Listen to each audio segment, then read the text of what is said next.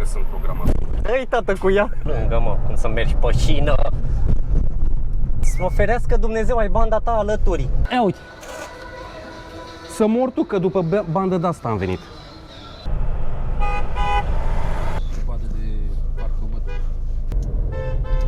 Păi și din mașină. Băi, ești nebun?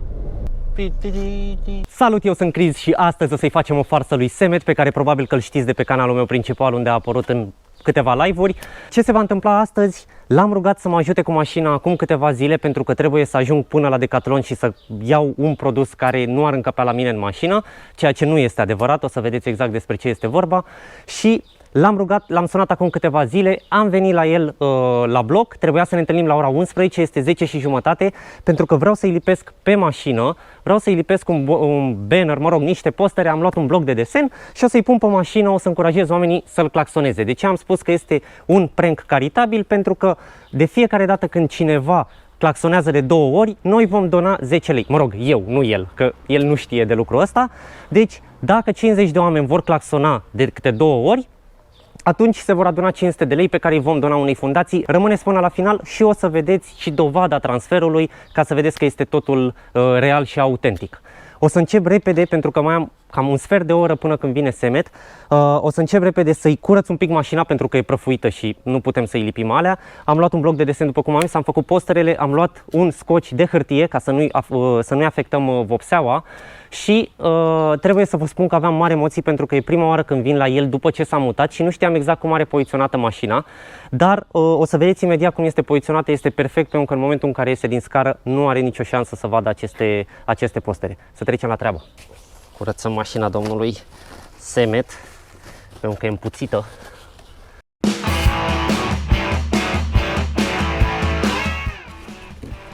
Gata, doar unde ne trebuie nouă, nu? Doar nu stau să-i curăț toată mașina.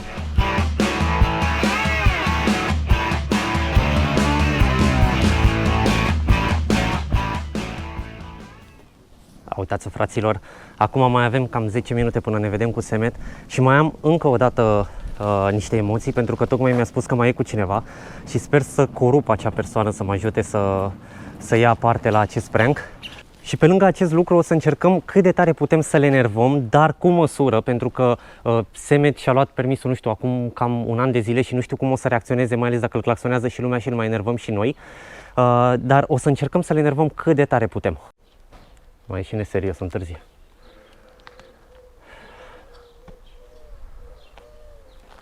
Ia uite-l, pomul meu! Ce faci, băi?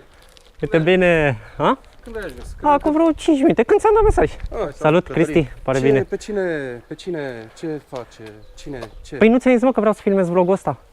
Că facem un vlog, când mergem acolo, să filmez și eu un vlog, un Q&A de ăsta, să spun niște întrebări. Hai, bagă-te mașină să spun și ție la valiera. Hai să mergem. Uite că ești prost. Ce unde? Asta vrea să... Inima mea bate pentru tine. Gata, sunt frumoasă? Ești frumoasă, gata. Frumoasă, rămâne direct. Gata, hai să Unde e că mergem, că am și uitat. Trebuie să mergem până la Decathlon. Decathlon, ăla de la Tudor Paladi, da? Decathlon. Stai așa să bag și pe vaze. Nu, am nevoie de o bandă. Pentru recuperarea medicală. Așa. De o bandă elastică. Că mi-am terminat, am fost la fizio și kineto și toate astea și trebuie să-mi continui exercițiile acasă acum. Și am nevoie de o bandă. Și ai nevoie de o bandă să o cărăm? Să o cumpăr. Să o cumperi, pe care trebuie să o cărăm. Da. Păi de-aia te-am rugat cu mașina, că nu încape la mine în portbagaj. Că e mare. Mă, că nu trebuie să înțelegi. Fie, am dat drumul și la ăsta, facem și noi vlogul ăla sau? Acum. Decathlon Tudor Paladi Iurauț. Apropo, acum că am terminat, mă gândeam să-mi fac un abonament la piscină, vrei să vii? La piscină? Sigur? La care piscină? Nu știu, să găsim o piscină de asta și să... Că știi cum e, dacă suntem mai mulți, te trage ața să te duci. Bă, să știi că aș vrea la o piscină, pentru ce să not. Plus că știi cum e, n-are mal, n-ai de ce să-ți fie frică. Ca ce vrei să zici că mașina e ca? Așa, unde vrem ăsta să mergem? Oho, ocolim pe... Nu, vrei, o luăm prin interior sau prin exterior? Ce, mă? Că ne duce prin exterior, asta zic. Nu, mă, hai pe aici, că e aglomerat pe centură, nu, hai prin oraș. Ok, prin oraș mergem. O să se... Ușor. Te-ai mai învățat și tu să conduci sau Da, tot prost? mă, da, adică tot prost. Nici când am început nu eram prost, lasă-mă. E experimentat. Așa sunt. Îmbrăiesc feng shui-ul. Vezi că vine unul. L-am văzut pe banda lui, nu mă deranjează. Ce frumos îi fac pletele în vânt. Cui? Lasă că și eu sunt la fel de 2 luni, vreau să mă tund. Ați mâncat aici de unde? Haide, treci pe. Haide, dar nu pui piciorul pe frână.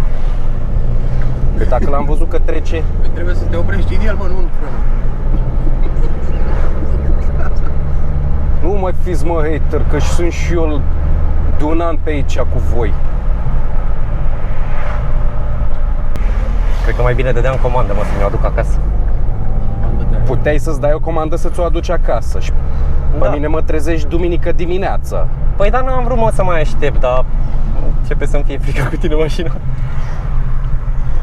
Ai noroc că te cunosc. Că nu-ți deboraj dublu. I-a tras la Indigo când i-a răspuns că ea. Mamă, dar e un pic de trafic. Hai, mă, începem Q&A-ul?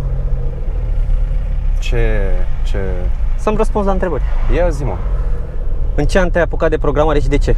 În ce an m-am apucat de programare și de ce? Nu de ce în anul ăla, de ce te-ai apucat de programare? Băi, eu aș putea să zic că de foarte multă vreme, dar ca job am început de prin 2017. De programare Dar am vezi vrut că trebuia să bagi în a întâia ca să pleci de pe loc. Taci, mă, că Gata, scuze. știu să pornesc de pe a doua. Lasă că oricum tai la montaj. Am apucat de programare și programele ăla îți oferea și posibilitatea să-ți creezi anumite funcționalități adiționale pe bază de Ruby. E un limbaj de programare folosit pe atunci. Și Interesant. da, văd că te fascinează. Hai bine, varianta scurtă. Pentru că ador programarea. O iubesc din toată inima. Așa, ce-ți place cel mai mult la jobul tău? Ce-mi place cel mai mult la jobul meu? Libertatea. Atât? Nu. Ai zis cel mai mult? Și de ce? Na. Libertatea. Dacă îmi dai așa răspunsuri de-astea seci, te mai iau la niciun vlog, că nu fac nimic cu tine. Păi dar nu știu nici eu cum să-ți răspund în timp ce mă și concentrez să nu dau peste oameni. Hai, lasă-mă, n-ai zis că e șofer bun. Bă, sunt și eu atât de bun pe cât de experiență am totuși. Nu mă lua la 13-14 așa pur și simplu. Încerc și eu, încerc. Așa. Ce-mi place cel mai mult la jobul meu, îmi place faptul că mi oferă o libertate aparte, în sensul în care task-urile pe care le primesc nu au neapărat... Lasă mai încet că ești în oraș. Da, mai încet. Nu e... Mai deconcentrat un pic. Dar ne concentrat și ai crezut că ești pe autostradă. Noroc, viață. Tot Tesla și a vrut să se simtă ca ea. Tesla îți dă aripi.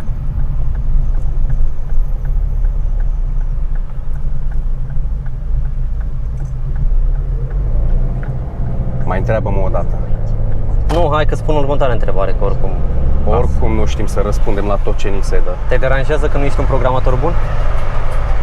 Te deranjează dacă te dau jos din mașină fix în clipa asta? De ce, mă? Divers? Ca să vezi dacă sunt sau nu sunt programator bun? Păi tu răspunde la întrebare, de ce să mă dai jos? Bă, eu știu că sunt programator. Ei, tată, cu ea! O viață. Bun, ce te duci? Într-o groapă, probabil, n-am Eu văzut. mama mea că zici că cu șansă.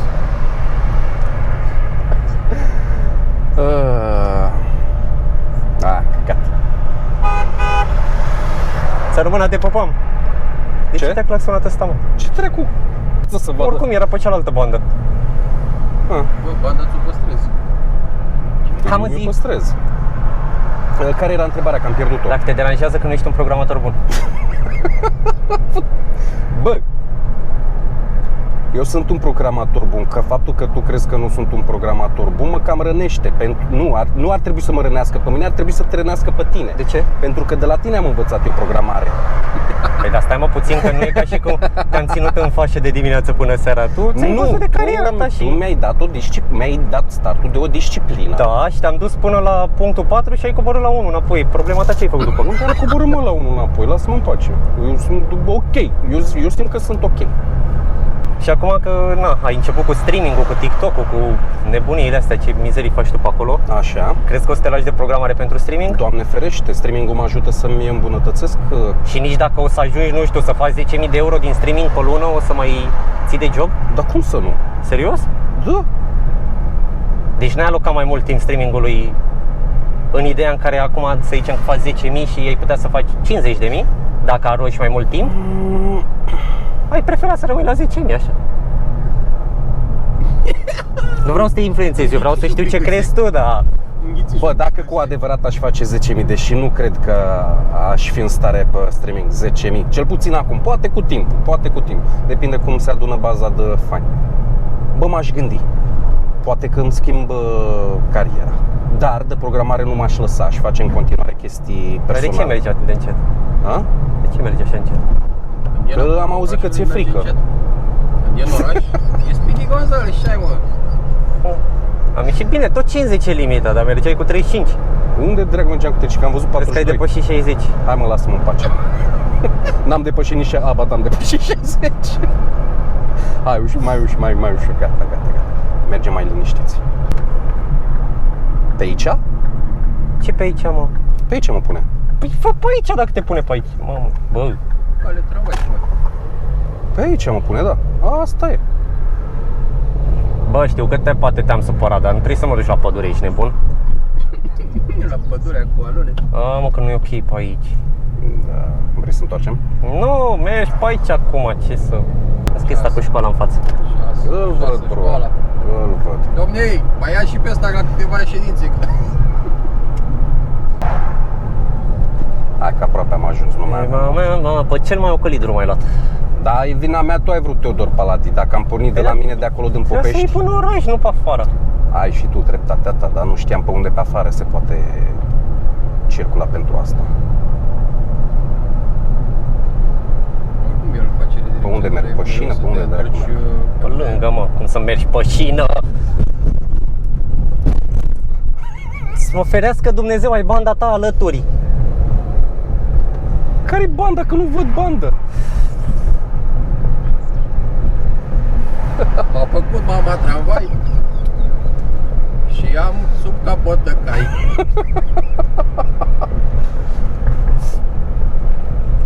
Mergem liniștiți. Nu vă mai crispați atâta. Da, bă, dar Unde mă asta pune asta să merg? Se numește bandă de BMW. Bă, când tramvaiul merge în linie dreaptă, dai prioritate.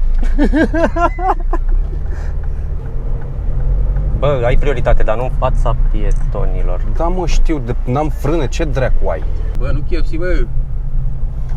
Vreau să... KFC, bă, că sunt sărate, rău. Nu că sunt sărate, dar e sunt, chestia sunt. că nu rezistă ceramica la ce o să iasă de mine. Unde ai nevoie să oprim? Aici, la Oșan? Unde ai nevoie? La Decathlon, mă. Unde-i Decathlonul? Că nu-l văd. În stânga. Colț.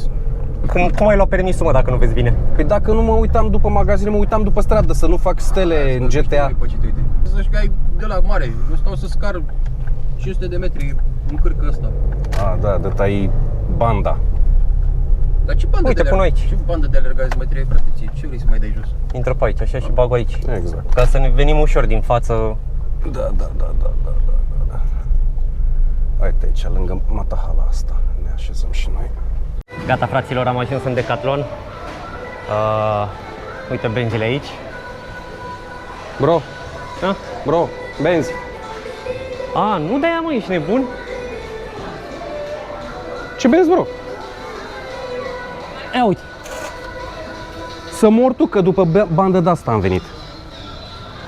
Bandă elastică. Bandă de alergat.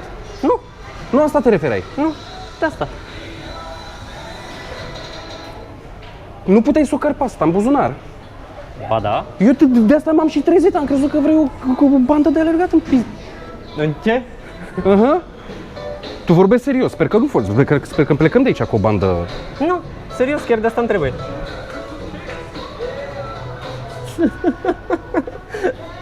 În camera e să... De ce? Unde crezi tu că aveam eu loc în casă să-mi pun banda de alergat?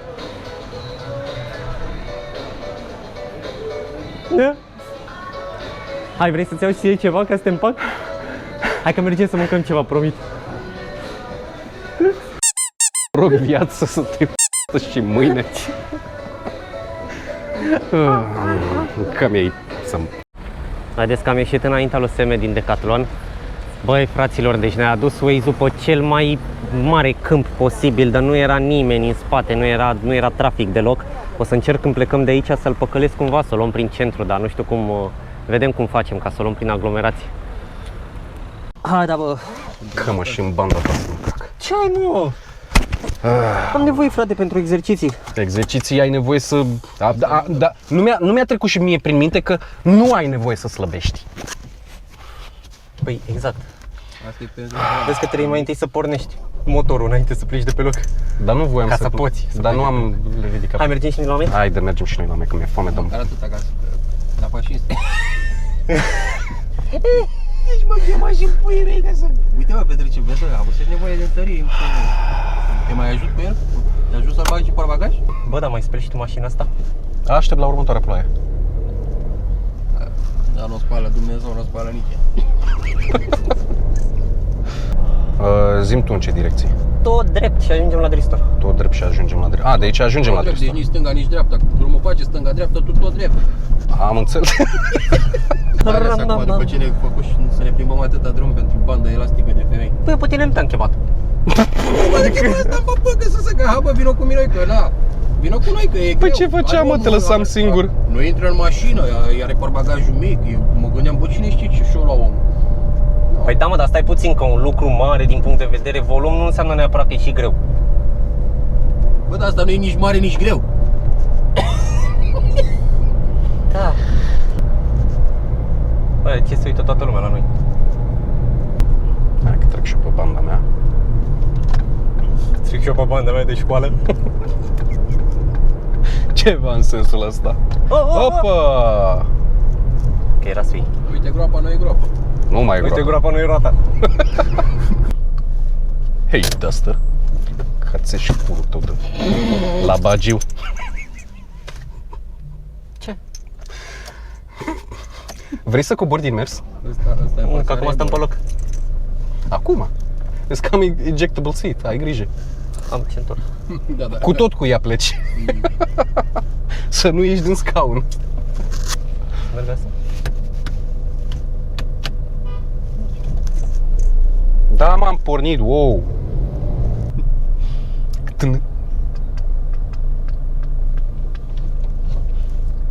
Bă, mie încă mi-e foame. Mai e departe? Mai e? Sunt două Mai sunt două. Ok. Se poate de parcă văd. Da, mă, da, știu. Da, mă, e roșu, ești nebun. Unde te duci? Frate, ce au ăștia, mă, cu mine? Nu te duci, că n-ai unde să te duci. Bă, ăștia profeți. Ăștia profețesc că Da, ăștia au, cred că se fac verde, nu știu. Ce? La ce are, mă? Ce se întâmplă?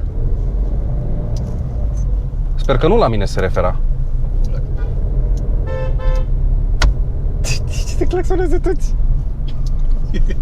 Mere regulamentar, lăsați-mă în pace, aveți loc de mine peste... Sunt 3 benzi!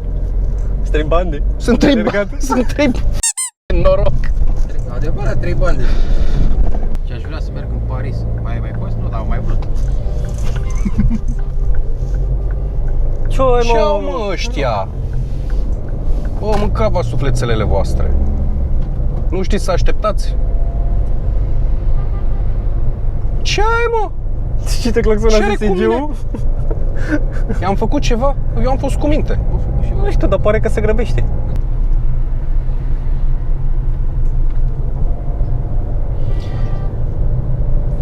Ce vrea? Ce ai, mă, frate?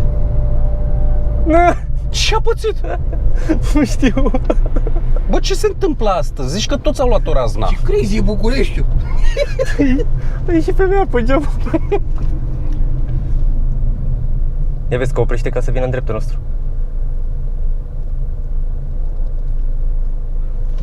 Nu, deci că mi-e frică. Cine știe ce vrea? Dar cine ai făcut, mă, că tu mergeai normal pe banda Da, ta? normal, știu, am văzut și eu. Da, merg drept, semnalizator am. Băieții mei sunt cu mine.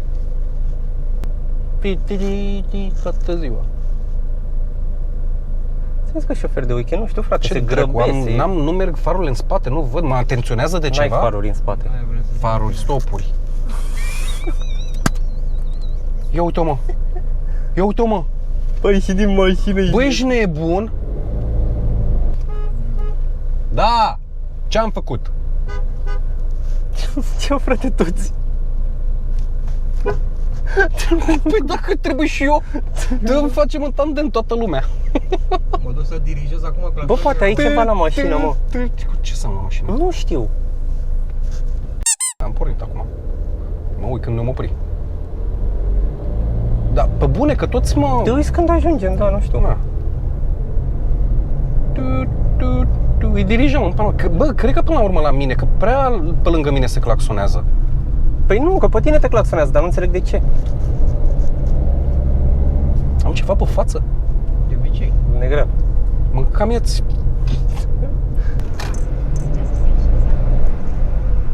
Te poți să pui lângă mine. Am ajuns acasă. Hai că trebuie să o parchez și eu mai bine. Vezi bărdura sau urc peste ea? Nu știu. Pot afla. Vrei să ies să-ți zic? Gata, asta e. Am simțit un pic. Gata, bro. A, da. Am ajuns acasă. Am ajuns acasă. Ești bine? Curios ce o să zică când o să vadă. Sper că ești bine. Și-s curios acum dacă mă înjură. Oh, așa.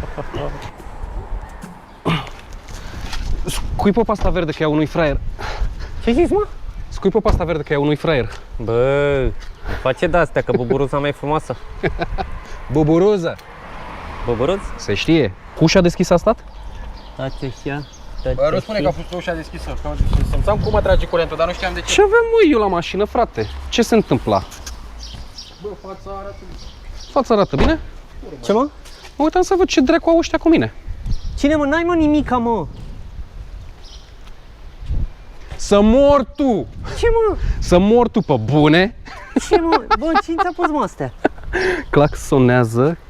Un claxon e și cu două claxon, doamne, 10 lei mâncați. Bă, dar nu știu cine De-asta- ți le-a pus pe bune. CMT, vezi că ai de donat.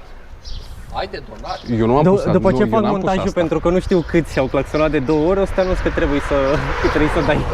Dar eu nu am fost, dar... Nu! Ce nu, mă? Nu, eu Păi nu... așa scrie, frate, e mașina ta, ești nebun, uite. Nu scrie. Stai ușor, stai mă ușor, mă, să nu iei asta de pe... Trage ușor ca să nu ai surprize, că nu știu cât de bună e vopseaua ta. Eu ți-am curățat mașina dimineață, să nu zici că sunt... Deci tu mi l-ai pus. Da, ți le-am curățat frumos. Bine, uite, aici e jeg, normal, că acolo n-am avut treabă. Nu mă interesa. Claxonează. De asta m-ai scos, mă, din casă să mă încățești sufletelul tău. Nu, frate, am avut nevoie de banda aia, chiar am avut nevoie. Am văzut că aveai nevoie de o bandă să ți-o car. Că vrei să te car până în casă cu mașina? Dacă Poate ai nevoie, poate nu îți merge liftul. Dacă o bagi în lift,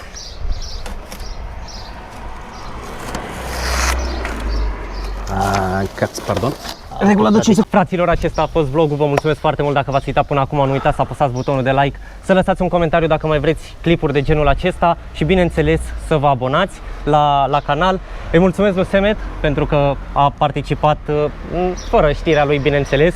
Și Cătălin care a ajutat cu greutatea. și lui Cătălin care a ajutat cu greutatea, da? Îmi pare rău că n-au reacționat mai mulți oameni, adică mă așteptam sincer să claxoneze, era foarte aglomerat, dar nu contează, o să vedem exact, voi deja știți pentru că v-am pus pe ecran la fiecare claxon, dar eu acum nu știu. După ce o să montăm o să vedem exact câți oameni au claxonat și oricum cred că sunt sub 10, dar o să mărim și o să donăm 500 de lei către fundație. Rămâneți până la final oricum ca să vedeți și dovada transferului.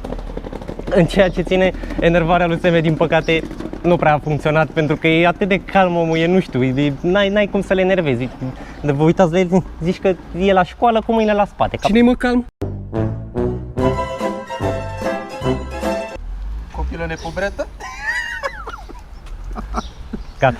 Vă mulțumim foarte mult că v-ați uitat și nu uitați să apăsați butonul de like și să vă abonați. Ciao!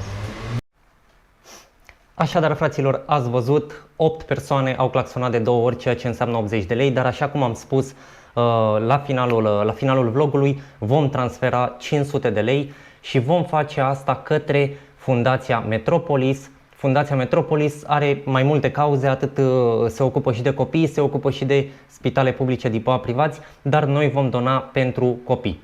Intrăm pe site-ul lor, avem în partea de sus butonul de donează și o să-mi introduc acum toate datele și voi face donația, revin imediat cu dovada. Selectăm centrele Metropolis pentru copii, doar o dată, card, altă sumă, 500 de lei, iar acum voi schimba cadrul, bineînțeles, ca să nu îmi dau datele personale și revin imediat ce am făcut donația.